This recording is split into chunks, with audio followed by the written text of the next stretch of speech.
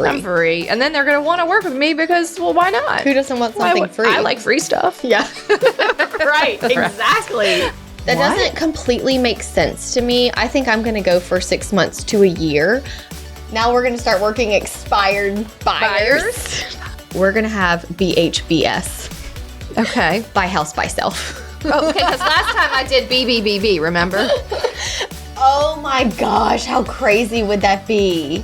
Hi, Alissa. Hey, Katie. It's episode 244, which is going to be part 2 to the bonus that aired on March 27th, which we're calling episode 242 and a half. Yes. Mm-hmm. And that will be my complete, contribution to this episode. Thank you. My contribution to this episode. I think you'll have plenty to contribute. So in our bonus episode, I do recommend you go back and listen to that first. If you haven't, it wasn't aired on a regular Monday. It was an emergency bonus episode. Yeah, it was a Wednesday. After the NAR settlement announcement. And a little bit after some of the dust and headlines had settled. Yeah, we were doing research, seeing and then we just kind of talked it out. Yeah. It's not It was great timing that you were out of town and we couldn't knee-jerk respond. Like, we had to take a week because I definitely, like you said in that episode, you had to go through the 5 stages of grief to get to the point where you were ready to talk about it. I think I went through all 5 stages in the bonus episode. I would say that's accurate.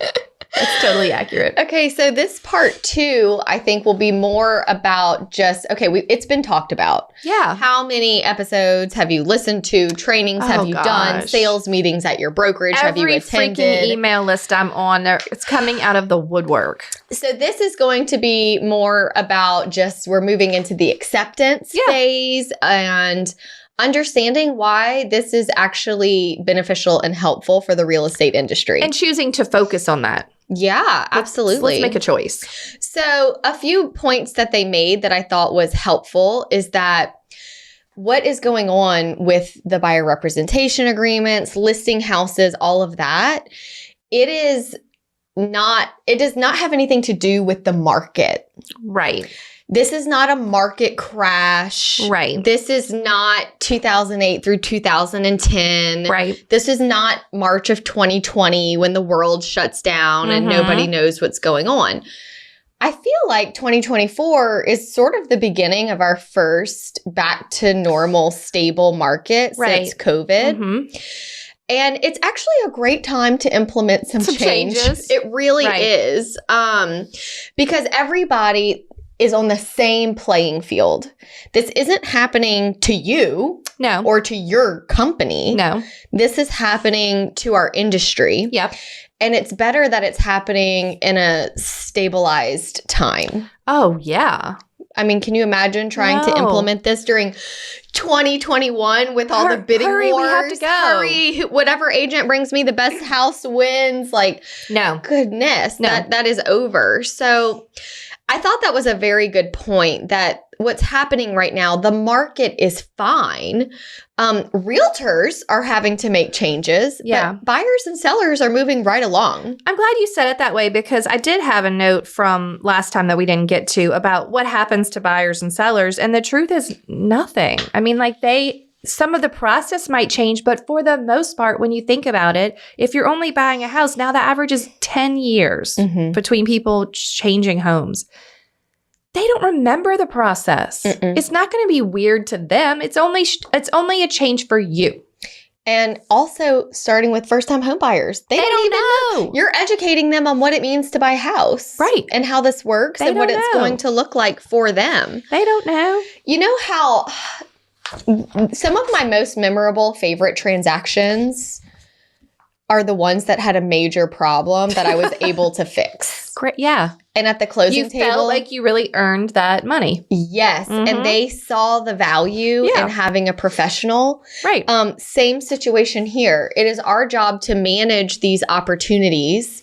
It's our job to overcome these hurdles and make it only more delightful for our clients to work with. I love that. Hey y'all, Katie here with a quick reminder that our Agent Systems 101 monthly live Q&A is happening this Wednesday, April 10th.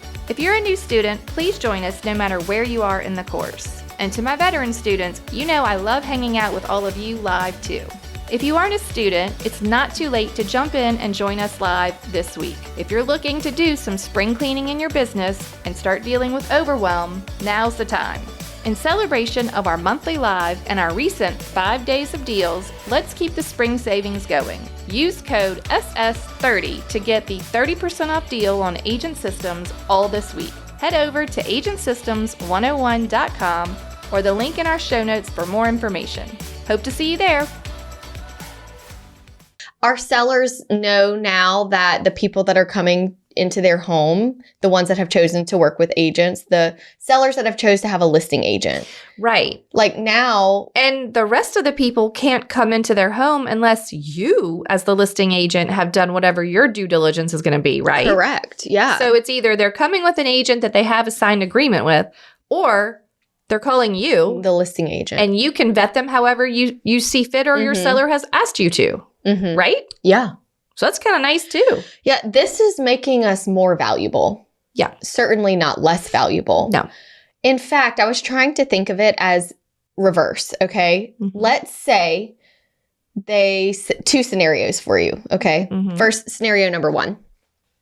We've always had buyer representation agreements. You cannot show a house. And some of these markets out there are like, duh, that we've always had them. Right. Okay. Right. But I do think even the markets that have had them, sometimes they didn't put anything in the blanks. Yeah. Yes. We have received some information about how even in the areas where it's mandatory, it's like, look, just sign this, but I'll work with you. Or they sent it with, you just wrote on me. I did. Or they sent it with the offer. Yes. So they were just doing it for compliance. They were not doing it as an actual part of the process. As a prerequisite to show houses. Exactly. It wasn't a requirement for them to show the house. They were just like, oh, I got to get this. It would be the same as me getting my agency disclosure signed when I sent the offer, when I'm supposed to get it signed at first substantive contact, which would have been maybe when we met for the first showing, which is how I normally did it, or when you had your buyer consult, however it was. Yeah. Okay, carry on. So imagine we've always had our buyers secured like this, in this way, and you have never shown a house without having a representation agreement signed. Okay. Now they're taking it away. Right. You're like, wait, what? How? So they can just call any agent and ask to see a house? How's that going to work? Yeah, that agent can just show the house? You're like, no. But what if they were my client? Well, you're at the mercy of your buyer. You better tell them not to. Yeah, and it always made me sad. Sorry if there's any consumers listening here, but sometimes buyers get the reputation that buyers are liars. Oh, they do, yeah. And I don't necessarily think that's fair. I think buyers are eager to get into a home and they don't understand how the process works and they don't have a realtor explaining it to them. Buyers are not liars. Buyers are misinformed or completely uninformed. Yes, that is so good. Yes. No one took the time to explain it to them because, again, I will go back to my original sentiment, which is I think many agents, not you necessarily who's listening, but many agents just rested on their laurels and were like, well, the system is set up that and I'm going to get paid. Yeah. I'm just going to I'm going to get paid, but I'm going to tell my buyers I'm free. I'm free. And then they're going to want to work with me because, well, why not? Who doesn't want something free? I like free stuff. Yeah. Right. Exactly. I mean, everybody wants that free cheeseburger, right? Yes. Okay, yeah, give it to me. Free? So Are you sure? I think that this is good. Okay. Second scenario. Okay. Let's pretend everything stays the same, but they are doing away with listing agreements. I mean, how does I don't even know how that would work. You're not protected at all. There is no going behind the sign. There is no sign. You ask a seller if you can host an open house and do things for free, but then the neighbor comes and buys it and you're out. Yeah. How awful would it be to lose a listing agreement as a requirement? Well, yeah. Okay, so I don't have all the details of this, but I was watching this show that I highly recommend on Netflix called The Parisian Agency. Oh. It is a real estate agency in Paris, France. It is in French, so there are subtitles, but it is good. It is a family-owned brokerage. Mom and dad started it. She was like a retired teacher. They start this great luxury real estate company. Oh, is this the one we watched at the beach? Yes. Okay. Then there are the 4 sons who all participate in the office. And now they started hiring agents outside of it. Okay, my point is, I've learned just a little snippets here and there of how real estate works, I guess, in France or in Europe. But it's more like they go to a listing appointment and they're like, do we get the mandate or whatever they call it? And they're like, sure, but it's only if they find the buyer.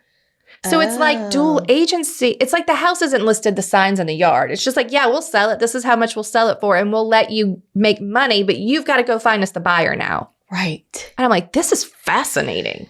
Yeah, it is like dual agency. Right. That very interesting. But I don't know, like here, if you were just like, there's no listing agreement. Mm-hmm. I don't even want to live in that world. Mm-hmm. Right?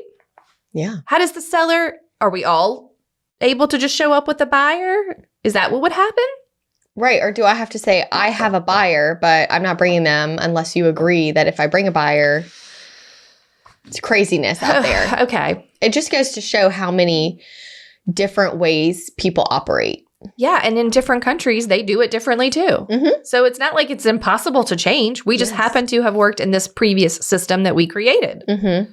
And on that note with contracts, okay, they made an excellent point that with a listing agreement, it has an expiration date. Right. You have to reach out to that seller before it expires and have that conversation. It's not never ending. We have to do that now with our buyers. Oh, I didn't even think about that. Because your buyer representation agreement is only good for a certain amount of time. You have to put a time frame in there. Okay. In the current real estate market, sort of levelized, I guess, how long would you make that? Well, I was assuming you would make it at least 6 months.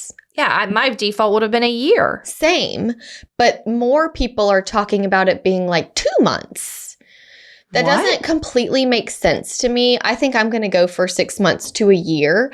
I have buyers that I've been showing homes on and off for 3 years. I have a past client who I've been showing houses since July. Yeah. Maybe only one a month. Yeah, not all the time, but when something pops up that meets their criteria. I wouldn't do 2 months. That makes no sense. It doesn't make any sense to me, but you are going to, it's not like MLS where it sends you a notification that your listing is going to expire next week. No one is reminding you. More logistical problems. Yes, no one's reminding you. So you, every time you get a buyer representation agreement signed, you're going to have to mark a calendar, set a reminder. Do you think they'll become, because we talk about policing a little in last episode, if buyer representation agreements are required and before you can see the house and we don't know, let's just say it's being required by the National Association of Realtors. Mm-hmm. So it seems like your local board would be the policing agency of that. Mm-hmm. Do you think they're going to have you register a buyer on some type of database where you then have an expiration date? That's what I'm trying to figure out. Yeah, you can check the search and be like, oh, so-and-so's already got an agent. Just like I could check to see if a house is listed. Right. Couldn't I be like, oh, Susie Smith, she's working with Alissa. Yeah, she's already signed. Expires in December. Oh my gosh, how crazy would that be? Now we're going to start working expired buyers. I don't think I would want an expired buyer. No, thank you. But really, if you play it all the way out, isn't that that is so funny. Yeah, I didn't even think about that. I'm an expired buyers prospector. Yeah.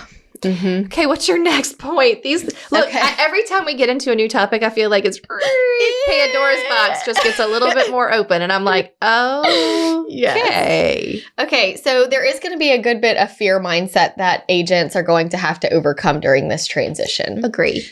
The thing to remember here to combat that fear is that the use of a buyer consultation and a buyer's representation agreement is that it is going to differentiate the buyers from the lookers.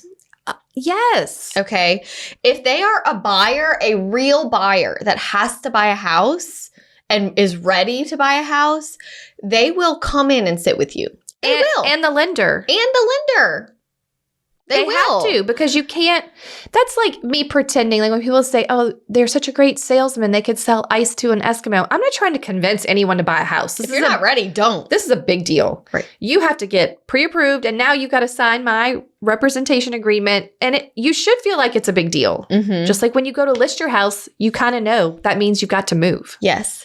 It's going to happen, guys. It's going to happen that you are going to give your pitch that you have been mindset training for on getting that buyer into a consultation and presenting that agreement, and it is not going to work out. Yeah. It's going to happen just like when you go on a listing interview and don't get the listing. Yeah, you might lose the buyer, just like you lost the listing. It happens. It's the same thing. But the point that they're making is we have got to take the opportunity and realize how much more time we're about to be given back to us by not wasting it on people who are not ready or willing to do what they have to do to buy a house. This is sort of forcing us out of scarcity mindset. It is, because it's like, well, if you want to buy a house, this is the process. This is what we do. Yeah, consider it getting your freedom back. Absolutely. And this is also only going to make our job that much more safe. Yeah.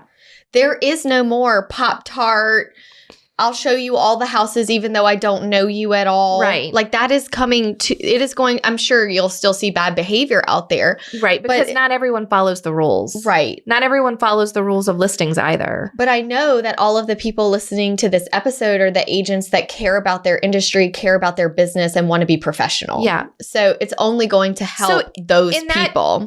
I hope there is a policing agency, right? I hope there is a place where I'm like, well, my buyer has been registered in the database. Yes. And then everyone's going to do it because they're like, well, shoot, I got to put the listing in the system just like I got to put my buyer in the system. Like, you don't get upset because you have to put your listing in the system. That's how you claim it. Correct. It's mine. It's in the system. The buyer's going to have to go in there too. And then if at the end of 6 months, the buyer is not pleased with you as a realtor, they do not have to renew and work with you. No. And look, just like I've always told my sellers, you as the person originating a contract can make terms. I always have told my sellers, if you want to cancel this in a month, you don't want to work with me anymore, I'm not going to force you. Yeah, I don't want to work with you. If you don't want to work with me, I don't want to force anybody. I would tell a buyer the same thing. We're doing this for 6 months because it's been taking that long to find houses in your price range in this current market. But if in a month or two you don't want to work with me anymore, you don't want to buy a house, we can cancel.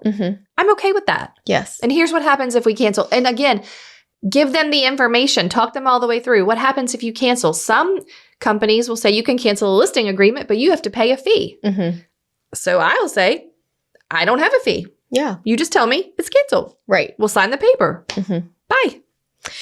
And I also think that, so they were saying that 91% of buyers are anxious to buy a house without an agent representing them. Like that would make them anxious. Yes. The thought of not having. They're like, no, thank you. Right. Okay. That's a great stat. And I think about, the buyers I'm working with currently, and there's 2 or 3 in particular that keep coming to mind that I think if they did not have me and they were having to make all these phone calls and coordinate with all these different people. Right.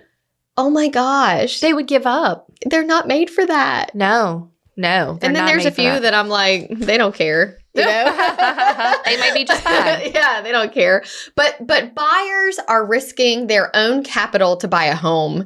They are very serious, okay?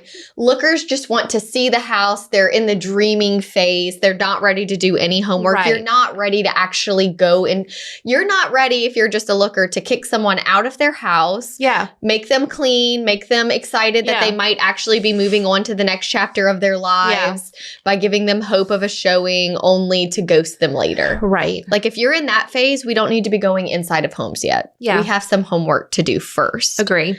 So there's 3 conversations that we need to be having during this time. Okay. Okay. The first one is with yourself.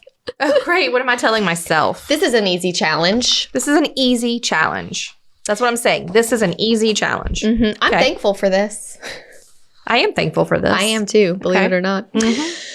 I am a master of change.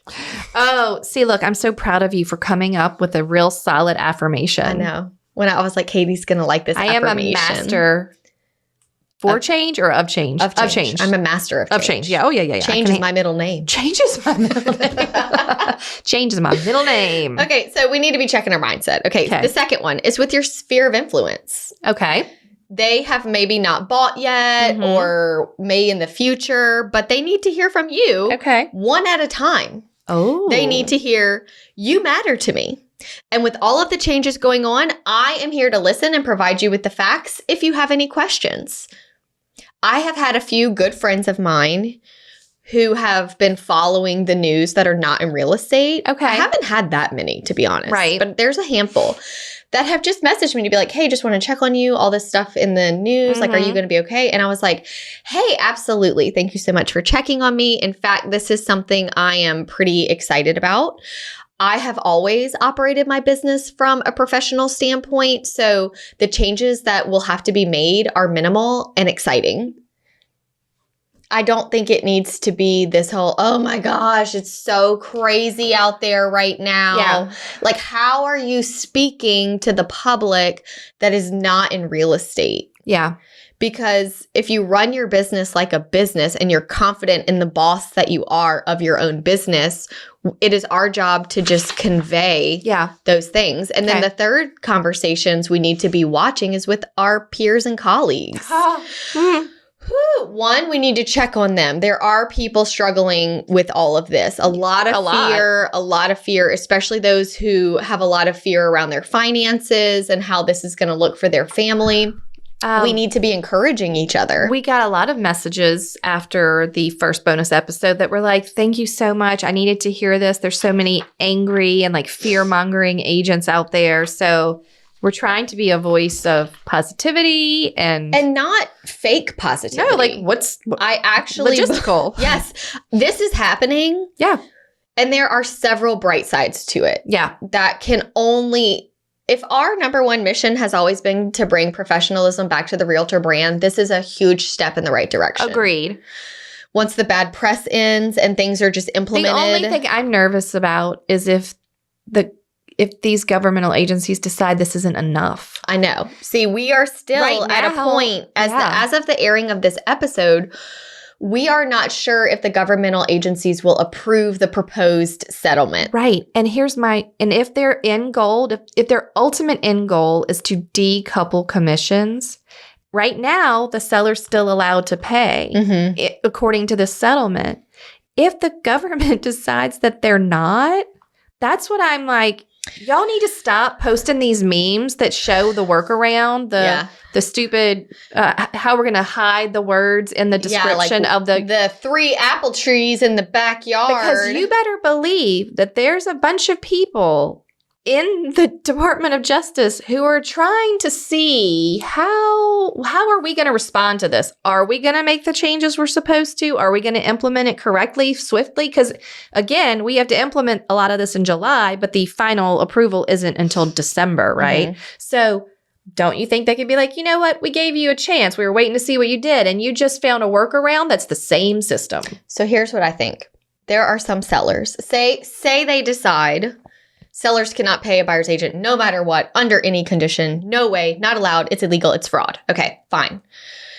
Just like we have sellers that maybe cannot afford or choose not to hire a realtor. Those are called FSBOs, for sale by owners. Correct. Okay, we're going to have BHBS. Okay. Buy house, buy self. Okay, because last time I did BBBB, remember? We're going to see, I just made that up, but we're going to see a new category of people that's like, how many times have you as a realtor received a message from a friend that says something like, hey, if you have any buyers, keep me in mind. I just posted my house for sale by owner. Yeah, I'm like, good luck. Yeah, great. Wonderful. Good. Go do you. Okay. You do you. We may start receiving similar messages. Hey, I'm buying a house. I'm just doing it by myself. But if you see anything coming up in Prairieville, like, let me know. How would you respond to that? Probably the same way that I respond to some of the for sale by owners. Like, okay, congratulations. Good luck. If you decide you need representation, I'm here for you. Okay, good. I like that. That was a good way to handle it. Yeah, like, no, I'm not going to. The amount of digging I do for my buyers, I cannot donate any spare energy to people that want it for free. No. Like, it just actually doesn't make sense. It would be like a stockbroker from a company that I'm not even working with reaching out to me to be like, hey, I just wanted to be friendly and tell you. Give you some stock tips. Let me give you some stuff. This stock is going to happen. You need to know about it. Like, no, I'm not paying you. They're not going to give me that courtesy call. Right. It's just, it's making us more valuable. Right. And that is why a year from now, I think that if all goes how it's looking it might go, that we might be thanking the DOJ for sort of implementing these changes. Okay. But there are 3 parties right now Okay, there's 3 different people. So I've had 3 conversations. Yes. One with myself, one with my sphere, and one with my colleagues. Mm-hmm. Okay, now I'm on to the 3 parties. Yeah, we're going to go on to the 3 categories of these people that you're going to be having these conversations with. Okay. There are going to be the catastrophizers. Oh, Catastrophizers? Wow. Like doomsdayer? Yes, the doomsday preppers. Okay. They're going to be they're just, well, I guess they are prepping. Yeah, okay, they're just like, this is awful. This is terrible. I have nothing nice to say. The sky is falling. How is the industry going to survive? The industry is going to go away. I'm just going to quit. I have nothing nice to say about it. Okay, look.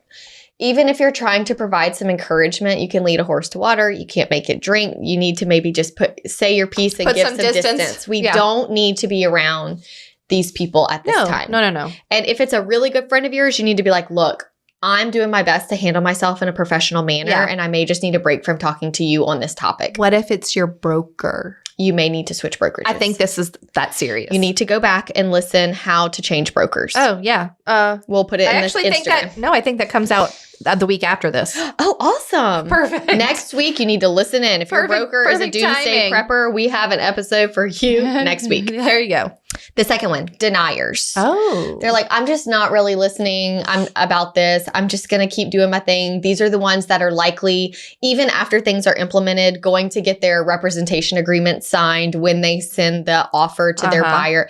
These are going to be the ones that just are doing everything to resume as they've always known it. The resistors. The resistors that are just not on board with this. They're just not really talking about it, and they have their head in the sand, and they're like, I'm just going to deal with it when I have to. What if that's your broker? Then you need to listen to next week's episode on how to change brokers. I actually did receive a message after one of our recent episodes, I think the one on the bonus. And they were like, my broker is still in complete denial. Oh, my word. Like they were in denial before, like they were just ignoring it completely. And now they're just like in denial, like head in the sand. What is going on now will bring anybody out of denial. I would think. Mm-hmm. It's here. But it wasn't yet. Yeah. And it hasn't happened yet. Well, as we're airing this, my broker said she was going to our local board's meeting today that was about this. Oh, good. So I'm curious to hear what they tell her. But good news, my broker was going to the meeting. Oh, good. She wasn't like, this isn't happening. Yes. She's like, let me find out. Better find out. The third category is the ones that will thrive. Oh, I like this. They say, I will adapt. Okay. Not only will I adapt, but I will get better at the things that matter, and I'm going to let go of the things that don't. Okay. This is easier said than done, I realize. Yeah. And I think the more you do it, it's only going to be more comfortable and get easier and become more natural. Okay. You're going to fumble through those first couple conversations. I certainly did.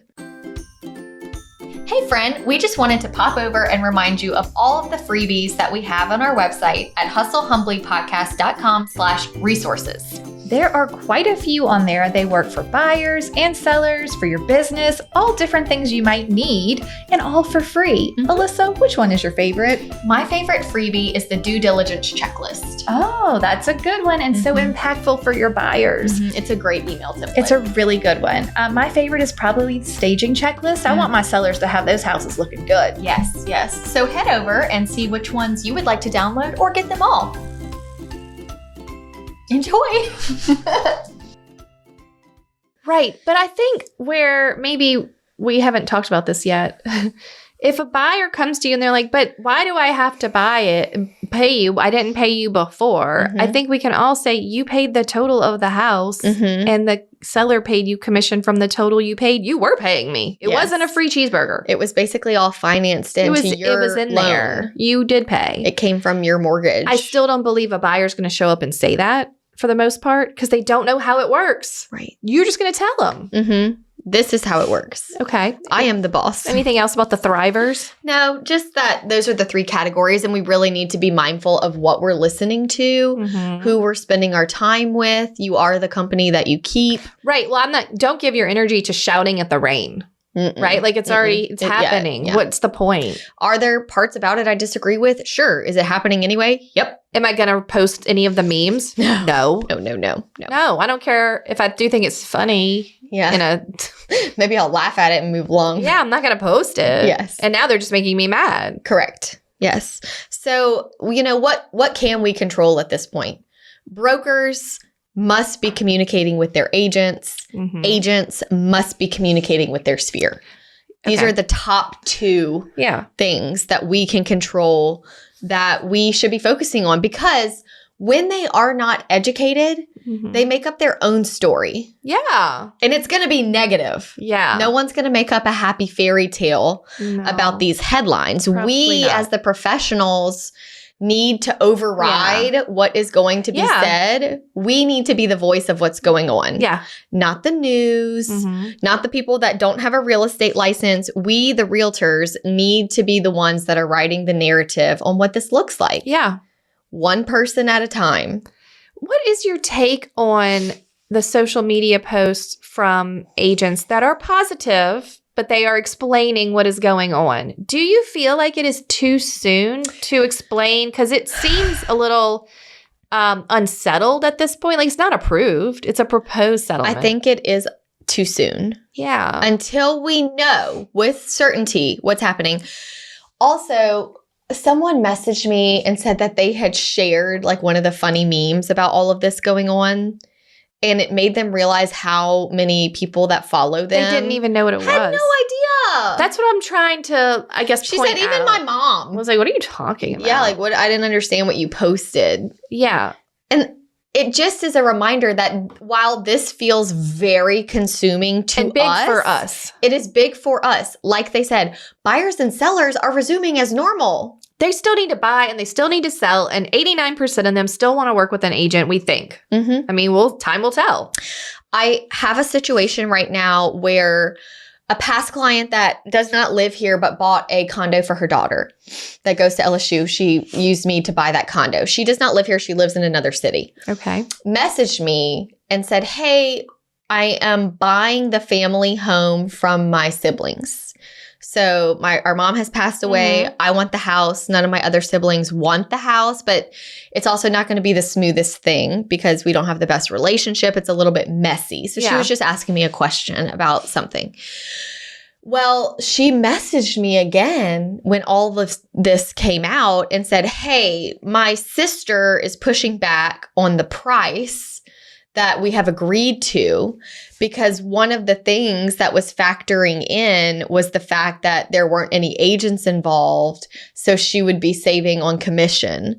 Well, now that we don't have to pay any buyer's agents, now that we're not allowed to, she wants to, compensate She wanted for to that. make She wanted to close the gap of the difference. I'm so glad that you were sharing this story. I know. It's such a good case study. This is what I have been saying. Yes. Sellers are not going to suddenly list their house for less. X% less because they aren't paying the buy side. No. And that's why, great, we'll go into this. That's why all these headlines that say this will push down the house of prices. I want to ask every reporter who owned a home who posted that, if they go to sell their home and they decide not to pay the buyer's agent because they're so jazzed about it that they don't have to, are they planning to list their home for X% less? No. No. So who stands to benefit? Mm-mm. Sellers. Yes. And how did y'all handle this in your situation? I educated her. Mhm. I said, well, that is actually not what just happened. Sellers are, at this time, nothing has been enforced. And even if what is proposed is enforced, there are still going to be sellers willing to pay buyer's agents. So what she is saying at this time is irrelevant. Right. Nothing has changed at this moment. But look how quickly it's not a leap, y'all. No. They still said, well, you got me the comps of my, look, let's say it's a for sale by owner. And they were like, hey, my aunt's like, I'm going to for sale by owner. Could you give me some comps? Fine. Here's the report. And she goes, okay, my house is worth, I see here, $250,000. Well, I'm not using any agents, so I guess I'll list it for X% less. No. Mm-mm. If she refinanced it, it would be worth $250,000. Correct. If she got a divorce and had to split the proceeds, it would be worth $250,000. No one takes out the commissions. No. And because even an appraisal, let's talk about that. It's adjusted plus, like, even the final value that the appraiser puts is still adjustable within a certain range. You could have 5 appraisals and they would all be different. If we were making 10, 20, 30% on a sale, Right. this would be different. Mm-hmm. But when we're talking the smaller percentages, it's not necessarily going to affect what an appraiser would appraise the house for. Answer me this question. I think I've seen this before, but I don't want to speak incorrectly. On an appraisal, when the appraiser is pulling the comps they're going to use, they do say if it was listed or not. They do, and they also share if concessions were paid, Right. meaning how much closing costs, were they within a typical customary market range, or was it excessive concessions? Again, there's no final answer on how this is going to change for appraisers. My dad was saying that, how if buyer compensation is being taken out of the MLS but being posted somewhere else, appraisers will need to know that. Yeah. So I think it's going to be factored into a point, but how much is it really going to it's not going to change a seller and what they ask. No. And I think we all know if an appraiser is close, it's easy. Appraisals fall apart the most when there's a big gap. Yeah. Us being paid isn't going to change that. No. If it's a tiny gap versus a big gap, okay? So the appraisers are also having to figure this out, just like the lenders are having to figure this out. Right. At this time, at the airing of this episode, we are all figuring it out with the professional mindset that we're still here to help buyers and sellers. Well, the bottom line is buyers and sellers still want an agent to help them. Mm-hmm. They didn't just say, oh, goody, I never wanted one anyway, and y'all made me. Right. We did not. Mm-hmm. Okay, what you got next? So it's really going to be in our delivery. Right. As we are having all these conversations we just talked about with all the different people in all the different ways. If we anticipate pain, it's going to reflect in the delivery. If you want it to be painful, it will be painful. Mm-hmm. Well, do you want to send them back to the facts.realtor? I see it on your page there. Yes. Facts.realtor is an excellent place to go. This is a resource. It is a resource. They are updating it as things proceed and move along. If you are looking for the facts and trying to understand how this is going, even if you have clients like the one I have message me and say, well, now that sellers can't pay buyer's agents anymore, that's not true. You can even give them this resource, facts.realtor. They need to understand that they are being misinformed. Yeah. We need to be writing the narrative of how this is going and representing it as professionals in the best light possible. Yes. Because it is actually a positive thing. Will you send an email to your sphere? I know you said you wanted to have individual conversations. I haven't quite decided what that looks like just yet. Yeah. I think it could start with a very casual, simple, friendly email to my database that basically just says, hey friends, there's been a lot of changes in the real estate industry. As of this date, some laws have been changed on how we conduct our business. These are things. But not laws. I think that's, I'm not that I'm trying to stop you. So they're not laws. It's not laws. And that's where. There are some policies. There are rules. That's why it feels hard to explain to the public. I know. Because it's not a law change. In real estate world. Right. It's the law. It's a rule change. A rule change within the real estate industry. Commission. NAR. A rule change by a trade commission has been made on how real estate agents can conduct business. Yeah. Thankfully, I operate from a very professional standpoint. I have systems in place. I am excited about some of these changes, and I think it will only make the industry more professional. Right. If you have questions, I am here. And maybe I feel like you need to put in there, I am still serving buyers and sellers. Yeah. If you let them know what you need to tell them. Buyers and sellers are still able to use me as their agent. If you were at a place where, you were kind of done slinging houses and looking to retire. Bye. Not ready all the way, but just a little bit. Do you think you'd be like, at this time, I'm only serving sellers? Do you think we're going to see that? It's a funny question because I already kind of do that. I know. And I'm going to tell y'all from my perspective, because this didn't cause me to have this change. It's because the podcast takes so much time. Yes. I have never been happier in my career. Do I sell as many houses? No, by design. But I simply say, these are the rules of working with me because I'm not taking as many clients and I'm not out here pounding the pavement trying to find more clients. Yes. Do I also know how to filter that in that when I was full-time and this was my only source of income, I would probably have a different perspective and maybe a little more anxiety. Sure. Just about implementing the changes and potentially losing some business. I'm just telling you from the other side. I now approach my clients. I tell them, I'm like, I'm only working with past clients and referrals, depending on the location where they want. And I am more focused on sellers. Correct. And I think we're going to see certain agents. I mean, there are already agents that are just buyer's agents. I'm going to tell you, if you're not splitting your focus by worrying about getting every single client in every single way, and when you start implementing those types of professional boundaries that say, look, I can only work with buyers that will pay me X. I can only work with sellers that will do this.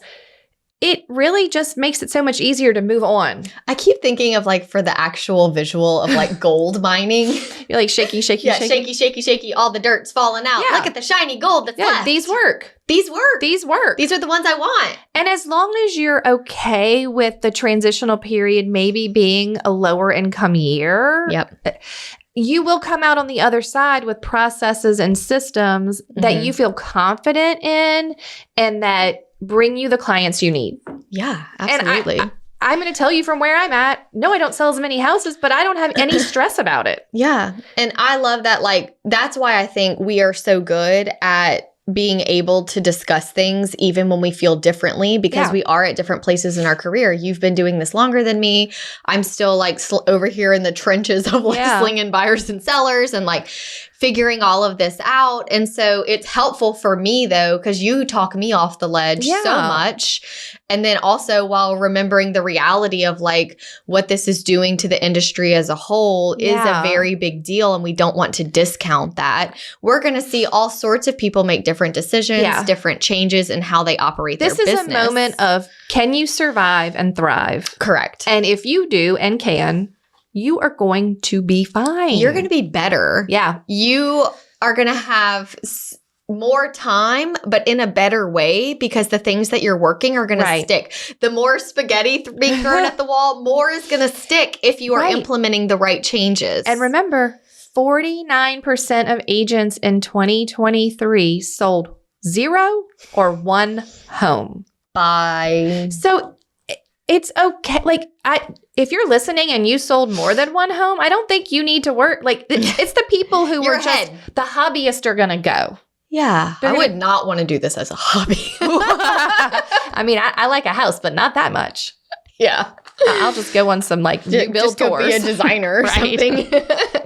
So I'm thankful for this. Me too. I think it can only strengthen our industry. The seller side has been pretty tight zipped for a long time and we're just tightening up the reins on the buyer side now to match. Yeah.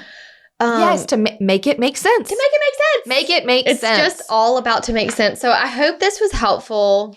I'm feeling good about it. Thank y'all for listening to the first bonus episode where we were working through getting to the point of acceptance. As we're just talking through it. Yeah, just talking through it. You know, there's so many good resources out there. We could talk about this and and I don't on and on and on. I don't think we're at a place yet either to give exact best practices, like say these words, do this thing, use this document. Right. But we'll get there. Yeah, we'll be here for you along the way, guys. Hustle Humbly is not going anywhere. Once we have it in practice, because I feel like it is so much of it is just conjecture. Like what's going to happen? Like in the reaction of the consumer. Sure. Once we have a few interactions, then we'll figure it out. It'll be fine. Okay, that's it. Okay, bye guys. I guess we'll have a toast. Yes, okay, so coming up is a toast from NAR Next. My name is Gin Dillon, and I am from Surrey, BC. I am toasting to my mom. My mom is my mentor, and she actually got me into this industry back in 2006. And honestly, I still go to her for advice. She's out of the business now. Cheers to my mom for getting me into this industry that has allowed me to become who I am today. Thank you. Thank you so much for tuning in to the Hustle Humbly podcast. If you enjoyed this episode, please go to ratethispodcast.com/hustlehumbly and leave us a review or drop a comment if you're listening on Spotify. If you have an episode topic or someone you'd like to toast on the show, please email us at team@hustlehumblypodcast.com. Find us on social media at Hustle Humbly Podcast. Don't forget to find all of the free resources at hustlehumblypodcast.com/resources. See you next week.